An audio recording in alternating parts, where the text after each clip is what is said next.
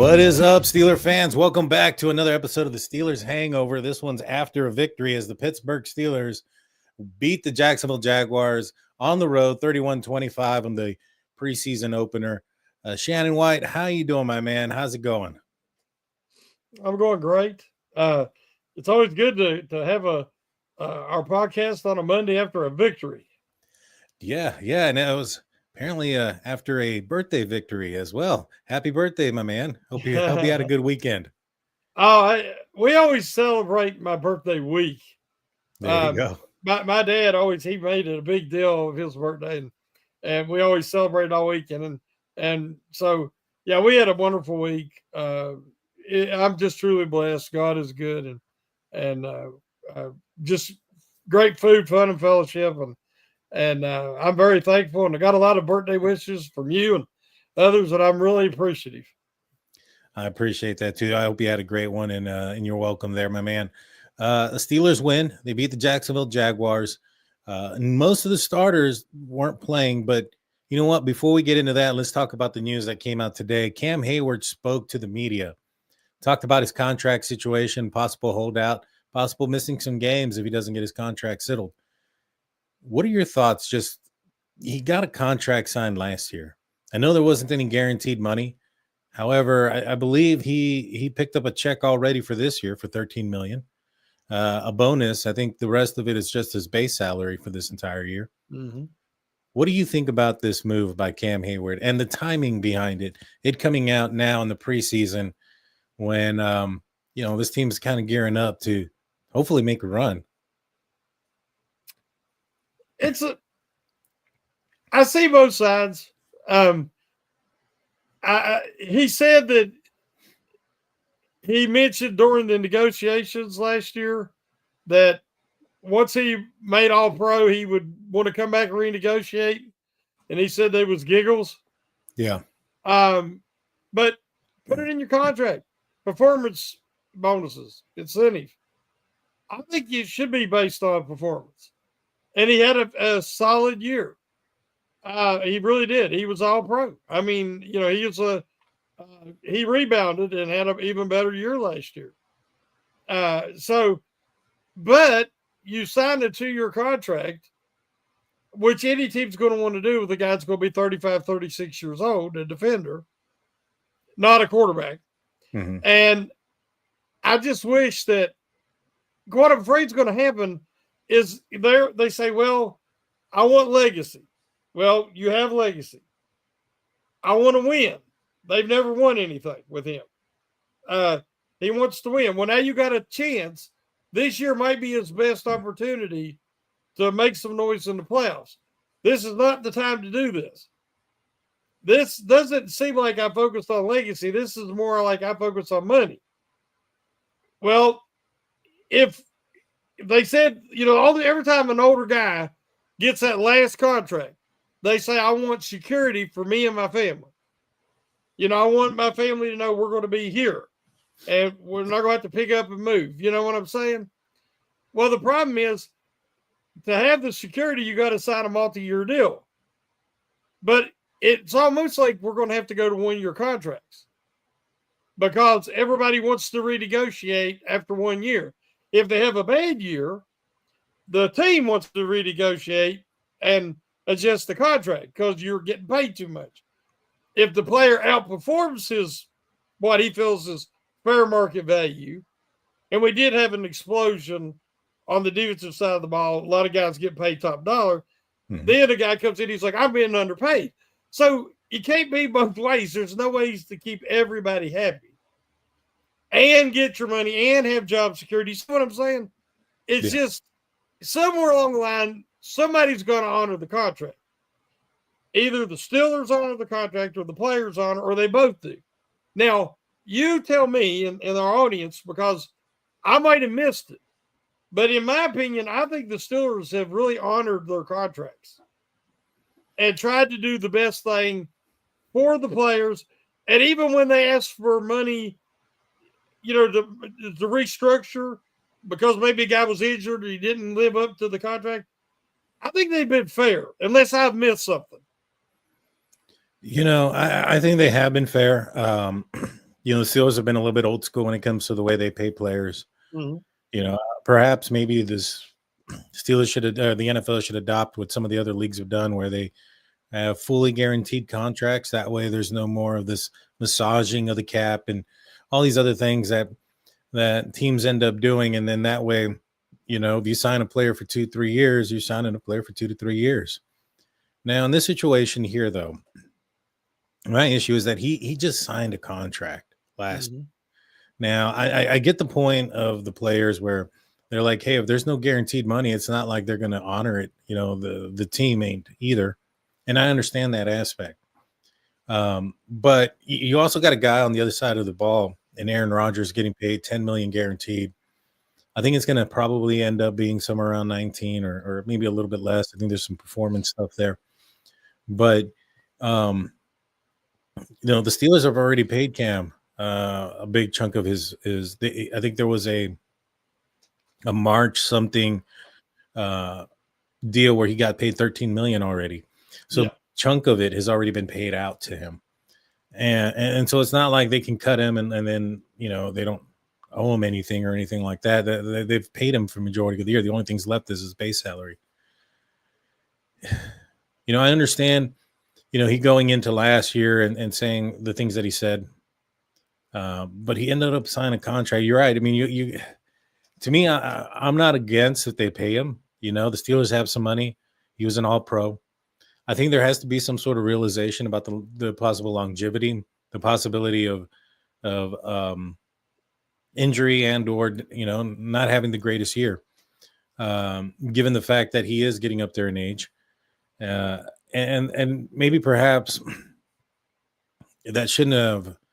I don't know. Maybe he signed the wrong contract last year. Maybe he should have signed one shorter. That way, he could have had this opportunity to negotiate without it looking so horrible, because it looks bad. I mean, he just did it. You have players on the other side like Aaron Rodgers who are playing for less than Russell Wilson is, or Justin Fields. And, even though the Steelers did make some moves and they're paying a lot of guys a lot of money, it's a pretty crappy situation. But what do you think about the timing of it, though? It happening now instead of maybe perhaps being brought up earlier. There's so many things you just mentioned. I totally agree. The timing, again, legacy is based on winning.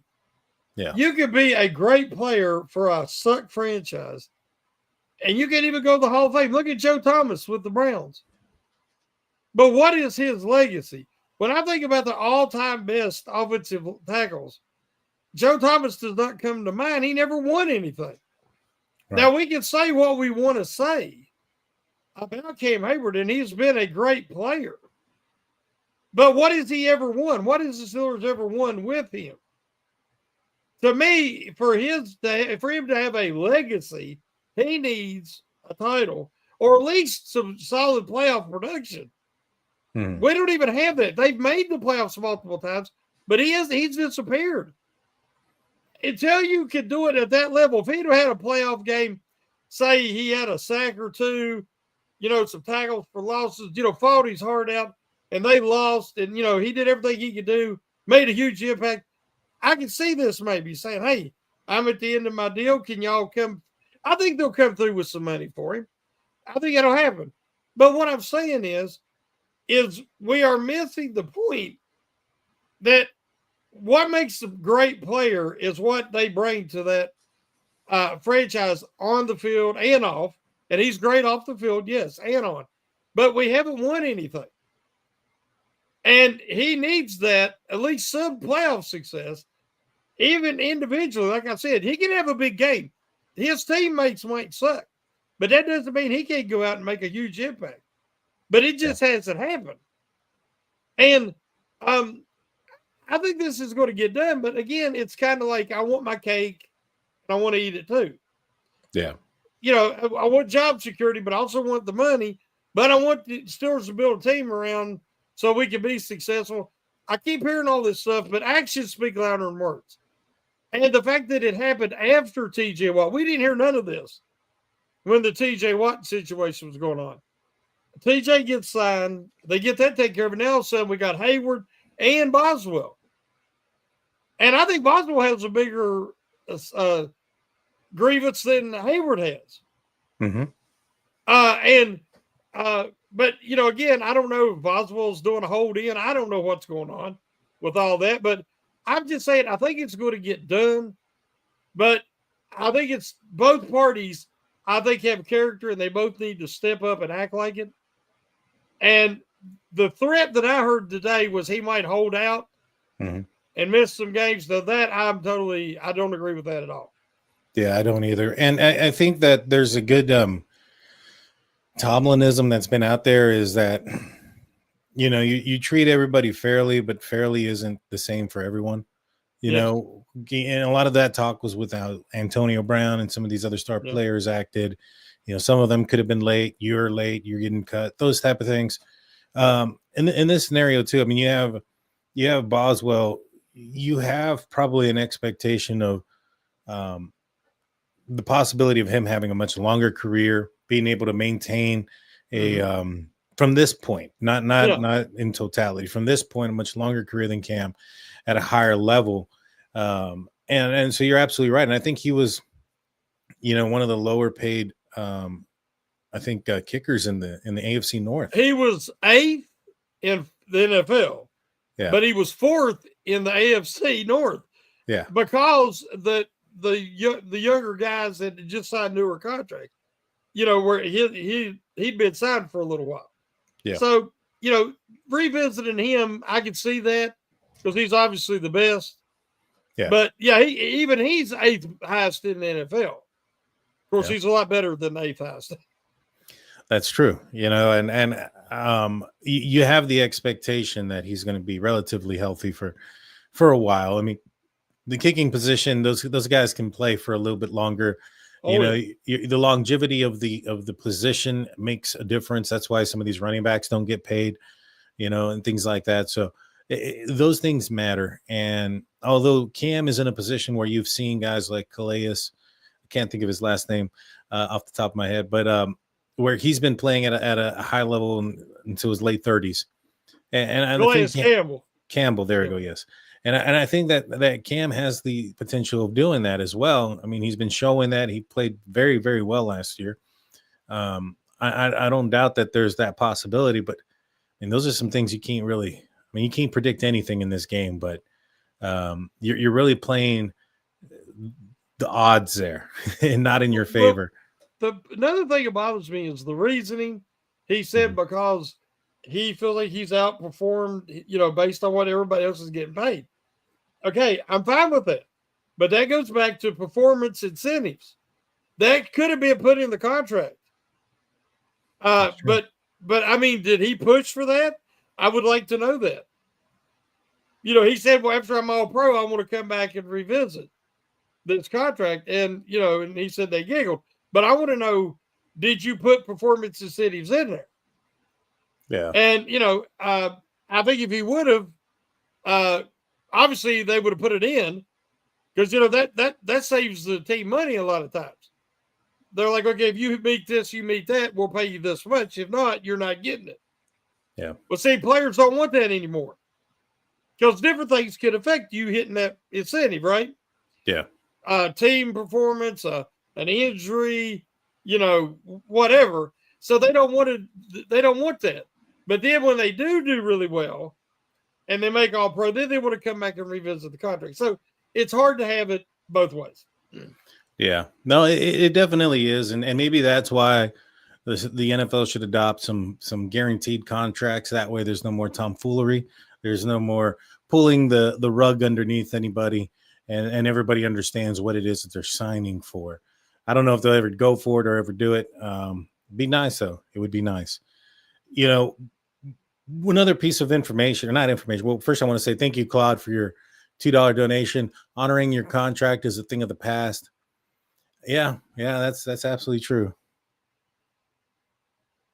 Oh, you say something. All right, so Will Howard didn't play in this game. There's a possibility that he's not going to play at all this preseason. Mike Tomlin called him week to week, saying that there's a possibility maybe in week 3. Do you think that Will Howard has lost his opportunity to being the guy? I mean, he's going to be the third string guy this entire year Next year, I think all indications are the Steelers are probably going to sign or draft a quarterback very early. Doesn't appear that Will Howard's going to be able to have the opportunity to wow the coaches with something that could prevent them from selecting that quarterback. And I can't see the Steelers holding a high-end first-round quarterback to see what they got in a sixth-round quarterback from the year before. What do you think about the Will Howard situation? Terrible, terrible timing. We was talking about the timing of the Heyward situation. This is another terrible timing. I really wanted to see him play all those snaps that went to Skylar Thompson. Now, Skylar Thompson played an excellent game. He looked like what he should look like. 4-year quarterback, had some starting experience, filling in for injured starters, going up against third-string defense, vanilla defense, nothing, it's a situation where a quarterback with his experience should be able to excel. Mm-hmm. And as we know, he did. He played excellent. If Will Howard, now I'm a big Will Howard fan. I'm supporting the young man. If Will Howard would have done that in that game, we would all been overreacting. The Steelers don't need to draft a number one quarterback next year. They got the future. That's Will Howard. But when Skylar Thompson does it, it's a guy that had all this experience, even playing against first-string defenses. He did what he was supposed to do. And he looked how he was supposed to look. Because even the offensive line, even though they couldn't run block the whole game, they did do a good job in pass protection. So they give him enough protection. He had some talent out there. Anytime a offense goes against a top defense in practice every day, usually when they get into these situations, they light it up, and the Steelers offense did. So I don't want to put too much value in it. I think Skylar Thompson, kept his name in the conversation. But I would still like to see Will Howard be that third emergency quarterback, just for the fact the Steelers need to know what they have in him. He can still get some practice time because, let's face it, guys, Rodgers is going to get some time off each week, just like Ben did. And that way you can get Howard in there to get some reps, practice teams reps, practice team quarterback. He would be part of the game planning. Guys who are on the IR, they can redshirt him basically. But then he don't feel like he's part of the team. He doesn't have as much access and camaraderie. It's kind of a tough spot to put a young quarterback in. So I would still like to see Howard make it. And maybe he can make it back for that last preseason game. I don't know. I hope he does, because it's a lot riding on there, because we may not ever see him really get an opportunity. When it comes to Rodgers, all accounts are he's not taking anything off. He's going through every rep. He's throwing everything as much as he possibly can. I think he's only had one day off. And this has been something that has been, one thing that I heard about him in New York last year, because I was kind of interested in his comeback after the Achilles tendon rupture. I wanted to see how he was going to bounce back from it. And so, he was a guy that took all the snaps and everything else when he was there. Obviously, he had taken a trip to Egypt at some point, but when he was there, he was taking the snaps. And I've been listening to a couple of insiders that have been at Latrobe and stuff, and apparently he's taking as much as he possibly can, drills, the teams with the ones, everything, and anything and everything he can, he's getting in time. And so I'm actually thinking he may be a guy that doesn't take as much time off as maybe perhaps Ben was, and some of these other guys that have been here for a little bit, unless he's nurturing something. I think if he ends up taking some time off, there's possibly some kind of a bump or bruise associated with football, as Mike Tomlin would say. The reason I think that we'll see him take a day off regularly is his age, and the fact that, I'm expecting it from the Veterans Day off, which we see, did not practice during the season. I think you're going to see that with Watt and Heyward and a lot of these veteran guys, because what has happened to the Steelers at the end of the season is they're wearing down, they're injured, they're limping into the playoffs. They already changed the practice time, which we've talked about during training camp. I think we're going to see more of the veteran days off. I think we're going to see more of these veteran guys get a series or two where they bring in the younger guys to give them a little bit of rest, keep them fresher for the end of games and for the end of the season, because what they've been doing hasn't been working. And as you say, with Roger, his age, and based on that, I think we'll see Tomlin try to give him, I'd say he ain't going to practice at all, but I think he won't see as many practice reps, especially if as the season wears on and he's got the normal aches and pains. And that's when you might see a little bit of Rudolph to keep him ready, and of even Howard, to kind of get a glimpse of what they might have. Yeah, no, I hope so. I hope they do get, Howard those opportunities so they can see what he has in the kid. And I hope he makes it in time for the last game. But now we'll break it down, go into the game itself. But before we do, let's take a quick break, and then we'll be right back after a few words, and we'll talk about the game against the Jacksonville Jaguars.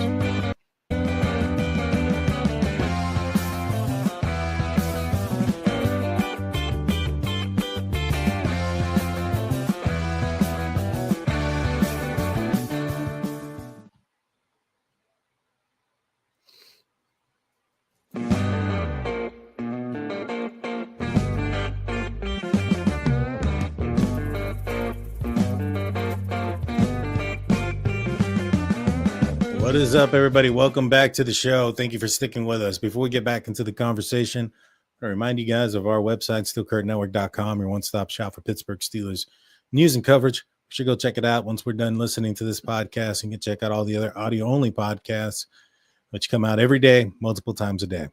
What you won't hear is the state of the Steelers. Was off on this past Saturday, going to be off this Saturday just because the games are on Saturday. But I'll be back on State of the Steelers on Saturdays the following Saturday. All righty, so the Pittsburgh Steelers played fairly well. There was a couple of players I think a lot of people were looking forward to seeing, some first-timers. Fautanu, first time on the right side as a starter. Broderick Jones, first time on the left side. How well do you think the tackles did in this game? Based on all reports, they done excellent. They didn't get a lot of reps. And the running game was just, you could tell that the passing game was what they was really focused on, to see, what they had going up against a normal secondary. I mean, they're going up against a tough defense at camp. I mean, and, they're taking their lumps, so to speak, the offense has at practice, as they're getting their timing with the new quarterbacks and new wide receivers and everything. But I thought that the offensive line, pass blocking, neither guy was credited with giving up a pressure. Now, that's a big step forward. Even in the preseason last year, the guys were being pressured, especially against Jacksonville starters. And so I think that after we talked last week that Jones wasn't playing up to what we expected, him being on the left, his natural side, he had a great week of practice last week. And then it's one thing to have a great week in practice, but then when it goes over into the game, you feel better about it. And I thought that Jones did very well.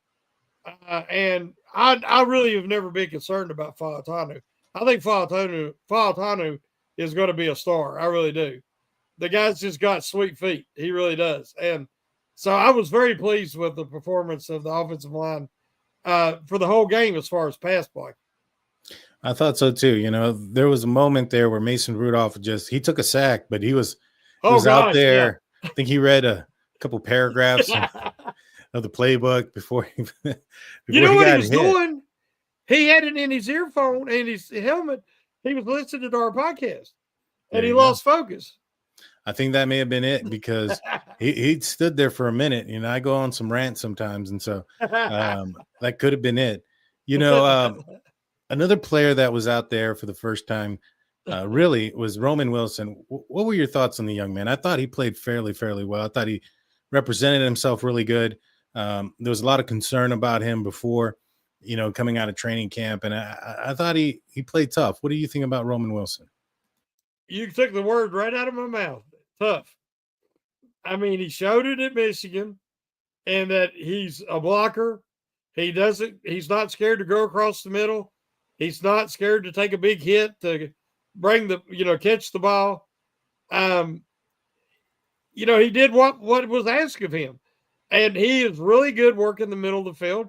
And I think he has quarterbacks now that will throw him the ball in the middle of the field.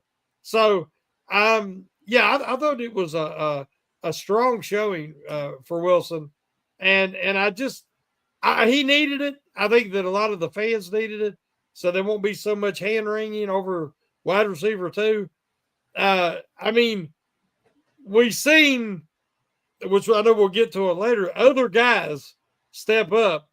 They have more weapons this year. It's even some guys they had last year, but they just didn't use them. Yeah. And if they use them and use the middle of the field, it's going to be a completely different offense. And, you know, you mentioned using the middle of the field, and that was one of the things that I picked up that the offense was doing last night or the other day, was that they were really targeting the middle of the field. The touchdown pass to Darnell Washington was over the middle of the field. Some of the catches that Roman Wilson had were over the middle of the field. It really looked like it was this offense was starting to utilize all avenues or all aspects of the field, which is something we haven't seen for some time. And I know it's preseason and it's vanilla, but it's a little bit refreshing to see that and see how it was effective. Players were wide open. And again, this was a team that was basically 2s versus the 1s. You know, the Steelers held out 19 players and didn't play quite a few more. I mean, if you look on the defensive side, the top 3 outside linebackers were out, going all the way to Nick Herbig. Yeah. And it's these were definitely backups versus some of the starters. It was 2s versus 1s, 3s versus 2s throughout most of the night. And they were able to, not only hold their own, but dominate in certain aspects. And I think that change up there, it was refreshing to see just right off the bat, the targeting over the field. Oh, they said today, Rodgers and DK Metcalf are getting their timing, building their chemistry. So they're doing better and better. Now, of course, Ramsey's not out there. Slay got hurt, but nothing serious, it don't sound like. But, when you get past them guys, it's a little easier, especially with JPJ still, dealing with the injury. But they said today that Rodgers was hitting Metcalf on a wide assortment of throws, a lot of slants, quick hitters, which, Rodgers likes that. And Metcalf's got that big frame. He can shield guys off. And then he's hard to tackle after he catches it. So I think we're definitely going to see the middle of the field used up the seams.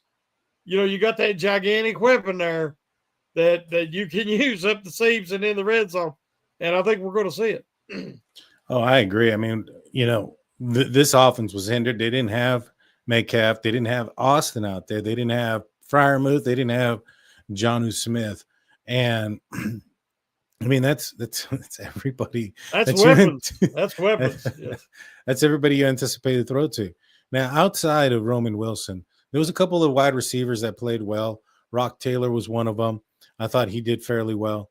What do you think about the depth and the position? I know that's been a concern for majority of the Steelers fans. And after DK Metcalf, there's some question marks. Do you think anybody's shown themselves as a possible guy that could be a future wide receiver 2, so to speak? Well, wide receiver 2 in Arthur Smith's offense is kind of like a umbrella term. Yeah. Who that could be. It could be Roman Wilson at times. It could be Calvin Austin at times. It could be Scotty Miller, who's trying to play himself onto this roster. Rock Taylor, which, you mentioned him. He looks the part. I mean, he's got size, length, speed. I don't know where his route tree is at this moment, or I've not been to camp. I've not seen his footwork. But in the game, he got open and he caught the ball when it hit him. So there's some options there. Somebody's going on the practice squad. But again, I think you're going to see Jonnu Smith. Scotty Miller has a history of making some big catches, especially third down catches. I'm actually thinking Robert Woods might not make the squad. Oh, wow. Robert Woods has not stood out in any of what I'm reading from any of the top people who are there.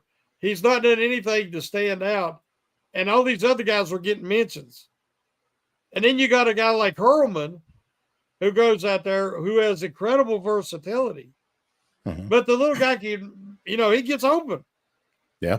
And he catches the ball and he's tough as he can be. And, it's one of them feel-good stories. So, a guy like Robert Woods needs to make an impact, show some veteran leadership or something, because he might not make this roster. Well, I think that was it. I think he was going to be used here as a veteran leadership for a guy like George Pickens. And, well, George is no longer here. He's no longer here, yeah. I thought the wide receivers did really good. The depth was there. I'm excited to see how they play this week. You mentioned some players there that are let's talk about Caleb Johnson. He seems to be the talk of the chat here. What did you think about Caleb Johnson? He kind of seemed to struggle at times. Had a couple of big runs, nothing too crazy. He had a pretty good stiff arm on Travis Hunter there and broke out for a little bit. Yeah. What was your overall first impression of Caleb Johnson? He basically is what I thought he was, in that I think he has work to do. He has a lot of potential. He got ahead of his feet. Like when he got outside there, he basically tackled himself and fell down, lost his footing and fell. I just think that's just being over anxious. Wanting to really show what you can do and wanting to have that success and give the fans, because everybody before the game was like, who are you excited to see? Of the top three guys, Caleb Johnson was always mentioned, and we all wanted to see. Mm-hmm. And I do believe Caleb Johnson is going to be a really good player. They didn't run the ball much. They didn't try to establish him and get his timing and get his, running backs a lot of times need 10 carries before they work up a lather, and are ready to really start rolling. So I think he's going to be fine. I know he dropped the first pass and didn't really have much to do in the passing game. As far as blocking, he really wasn't required to do much of that. But I think he's going to be fine.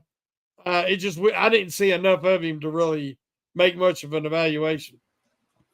Yeah, me too. And I thought that maybe there was some times they were, maybe being a little bit predictable when they were going to run him. And there was some times where they ran him into some heavy boxes just to see what he could do. Yeah. I think he'll be all right. Just the first time showing. But overall, I think offensively, for as many stars as they were missing, the performance level was impressive. Kind of transitioning a little bit to the defense real quick. And one player that really stood out to me was Brandon Echols. I mean, that guy number 26 was all over the place. Nearly had an interception, was making tackles. A lot of people were saying that maybe perhaps his performance could be endangering a guy like Beanie Bishop, chances of making the roster. What did you think about the Brandon Echols and Beanie Bishop? Well, Brandon Echols is what, a 4-year veteran? 5? Something like that. He's Something up like there. That. He's as far as I know, I don't remember him being cut in season. I mean, he's been on rosters and he stayed on rosters.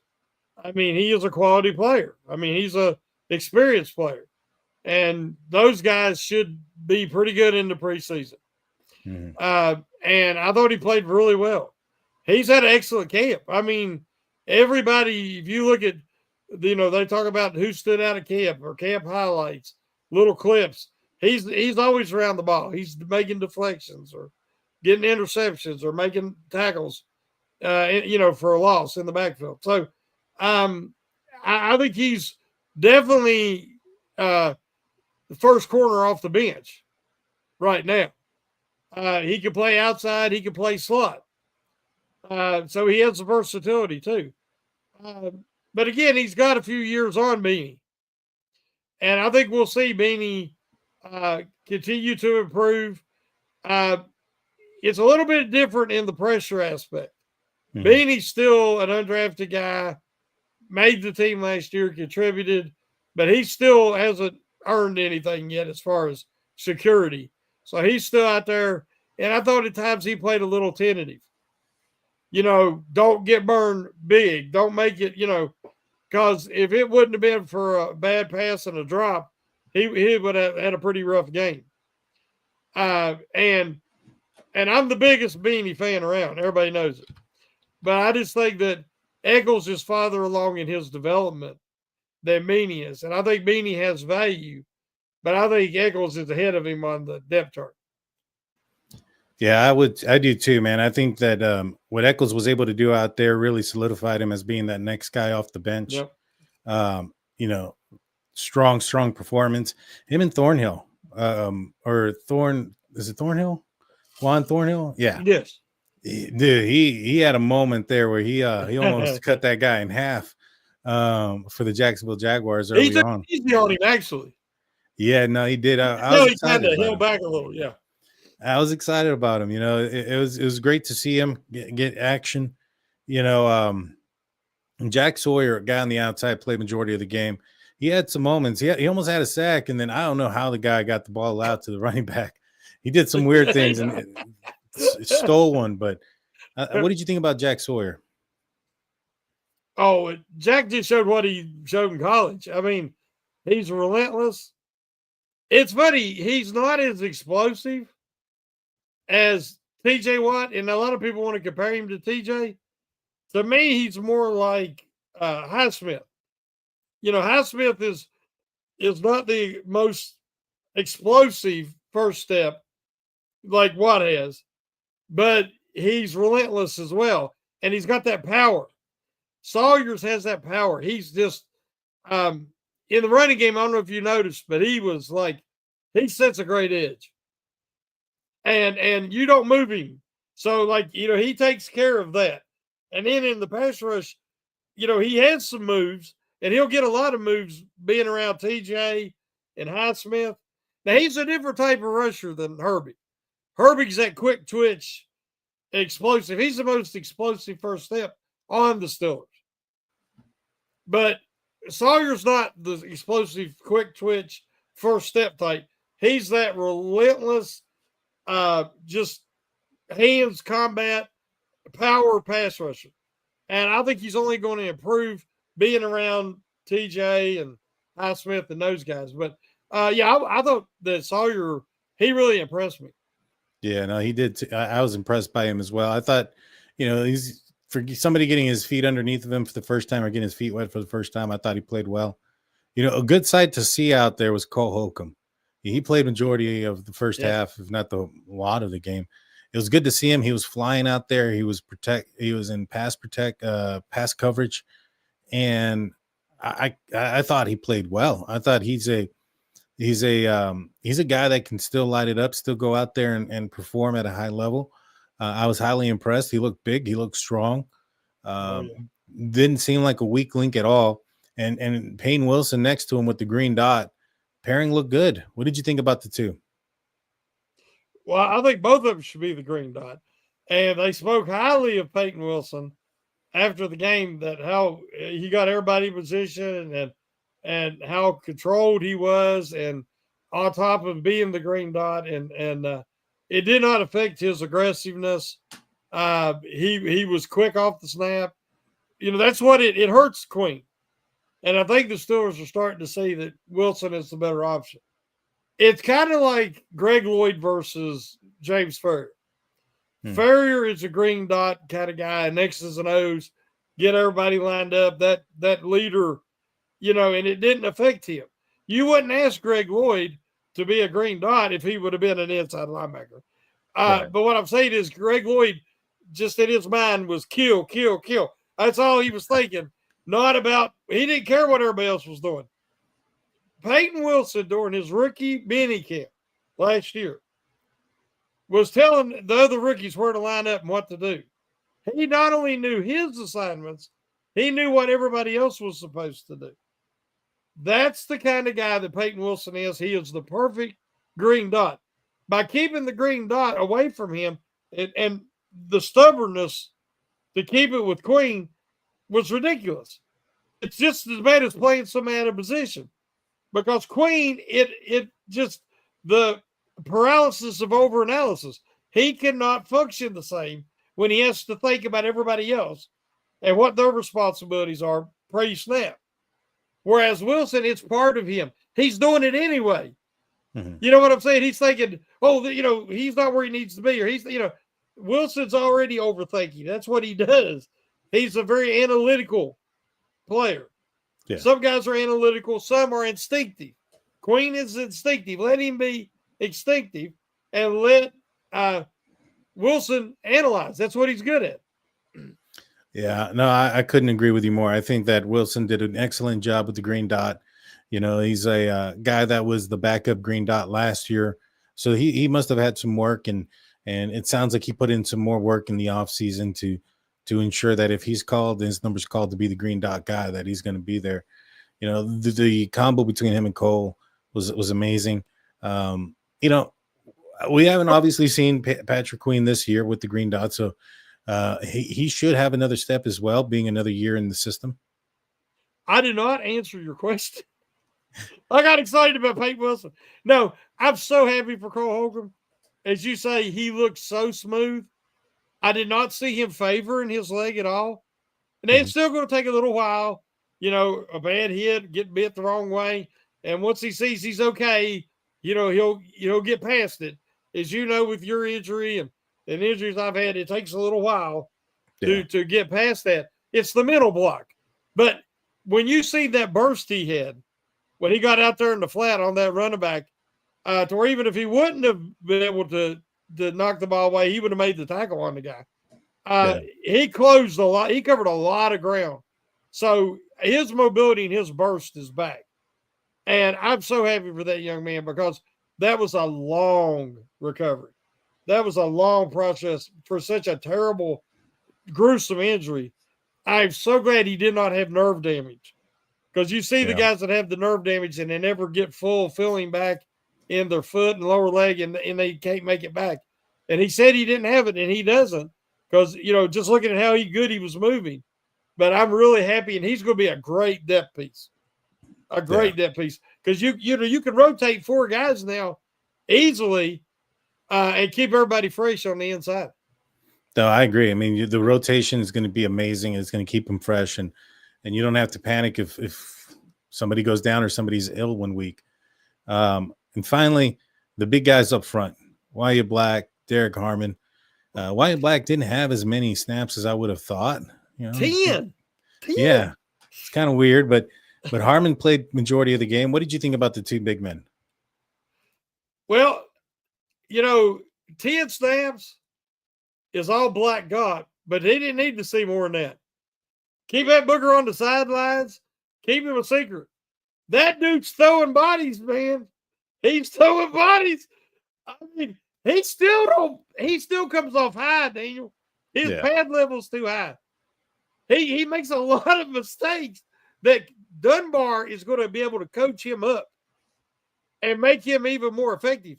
But even doing things wrong, most young guys, if they would come off the snap like he does, they're going to be 3 yards downfield. He is so strong.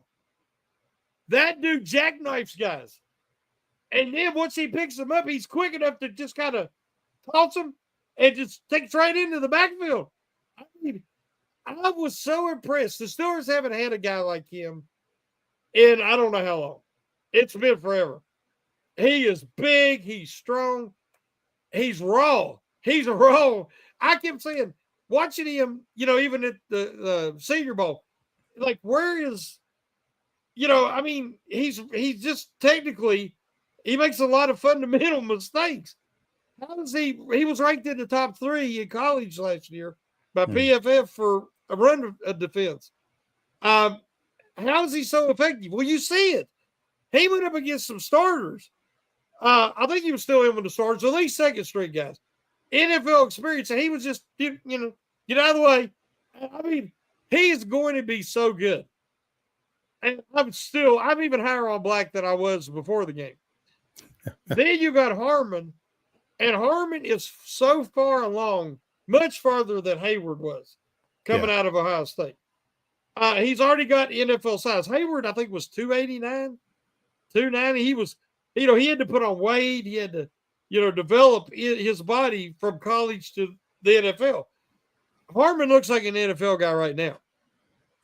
As some of the guys that's been around a while, I think it was Leal said, you never know he was a rookie by looking at him. Yeah. And that's not just his physique, but that's his play at camp. And I think that as Harmon gets comfortable and gets the confidence of having the first string guys around him, playing next to TJ, I think we're going to see Harmon take his game up another level. But yeah, those two guys, getting them in the same draft, I think we'll be talking about that 5 years from now, that was a steal. Oh, I agree. I agree 100%. I mean, these guys are big. They're massive. They're nasty, and they get on it. And the two guys on the outside, the outside linebackers, they weren't even present. So can you only imagine when it's T.J. Watt, Alex Highsmith, or Nick Herbig on the outside? That's what I'm saying. Yeah. It's going to be a nightmare for offenses. And then with the defensive backs, I mean, we talked about some of the players that made some plays and things. I mean, that's not Jalen Ramsey. That's not Darius Slay. That's not JPJ. Those guys weren't back there. So this defense, it's going to be scary. It's going to be scary. I'm excited for it. This week they have a joint practice coming up with the Tampa Bay Buccaneers. That kind of tells me that we're probably going to see another lack of starters if they're going to do something like that. What do you think? Do you think we're going to see some more starters in this upcoming game? I think so, because it's the only game in Pittsburgh. And I think some of the guys will want to get out there in front of the home crowd and give them a little something. They had Friday Night Lights, but still, it's not the same. Right. So I think we'll see a series or two, depending on health. Like if Ramsey, if Slay, any of these guys are still nursing an injury, JPJ, Austin, any of them, I think they might hold them back. But and also think that they might even play a limited amount in the third game. Because, again, you have the third game, and then you have basically 2 weeks till you have your first, opening week. Yeah. Your first game, and you don't want to – that's kind of a bye. It would be like too many buys, or you know what I'm saying? Yeah. I think that they won't want to go that long without having some actual on-the-field competition. Yeah. I know that they still have camp, and they'll have practice leading up to week 1, but yeah, I think we'll see a few of the guys that didn't play this game will play this Saturday. Yeah, I think so too. I think we'll see a few. I'm not sure we're going to see Rodgers out there yet. There might be a couple of guys, like you mentioned, that are nursing some things that may not make their debut yet. But I do think we'll see a few more players come in, and then the third game even more. But this one should be a good one. They're going to have a joint practice. I think that joint practices are good because you're playing teams that are outside of your division. You're playing teams that you're not going to play that year, and it's not videotaped. It's not for public consumption, so you can work on some things that you're actually going to implement into the season versus, when you're in preseason games where those are televised, you kind of have to be a little bit more vanilla. And so I think this is a good move for the Steelers. I wish I could watch the joint practice, but be able to watch the actual game this weekend.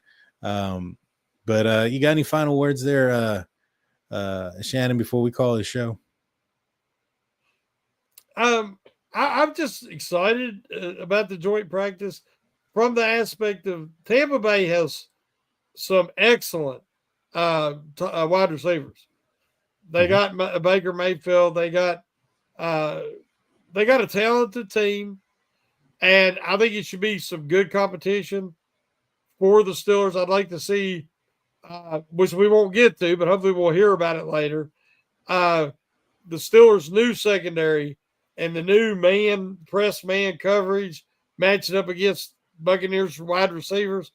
I'm hoping that we hear some good things that we matched up well, because they're talking about playing man against everybody, and that includes the Cincinnati Bengals, a team that, and if you go man against the Ravens and everybody's got their back turned, then Jackson a lot of times will get out of the pocket and eat you alive. So I think that they need as many reps against quality receiver groups as they can get going into the season to fine-tune this, because this is something new for this Steelers defense. So, yeah, that's what I'm really wanting to hear coming out of the joint practices, that the Steelers held up well against those receivers. Yeah, I'm hoping to hear that as well. That's an excellent point. The Steelers are wanting to play a physical man-style defense. They got some opponents in the AFC North that they're pretty tough when you go up against when you have those type of game plan against. So the stricter and the harder the competition that you can get now, the better to be prepared by then. Well, guys, I want to thank everybody for tuning in. Please hit the like button. Please hit the subscribe button. Ring that notification bell. You guys know what to do. Go check out our website, steelcurtaintnetwork.com. Shannon, take us out, my man.